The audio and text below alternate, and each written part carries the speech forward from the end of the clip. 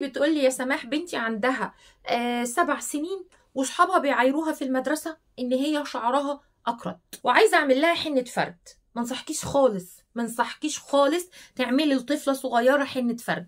الكلام ده خطر عليها وغلط وبيبوظ الشعر وبيبوظ البصيلة. طب الحل اقولك على ماسك تعمليه لها وتستخدميه لها مرتين في الاسبوع، او لو تقدري يوم بعد يوم. تمام. طيب ايه كمان؟ هتجيبي لها كريم فيانسي. كريم فيانسي في عبوه بامب كده سعره 50 جنيه، بيعمل على ترطيب الشعرايه وعلى فردها، هيساعد جدا في ترطيب شعرها وتنعيمه. ايه كمان؟ عايزاكي تجيبي كاكاو خام وتاخدي معلقتين عليهم معلقه نشا، وكمان تضيفي كوبايه ميه. حطي المكونات دي كلها على النار.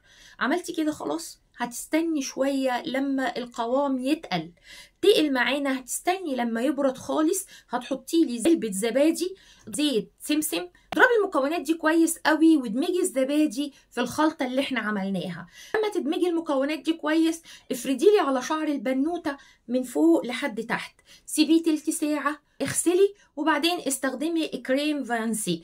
استخدمي الروتين دوت فترة حلوة، هتحسي بفرق رهيب في شعر البنوتة.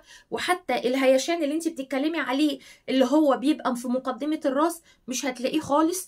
بس يا جميلة، متنسيش اللايك والشير، والسلام عليكم ورحمة الله وبركاته.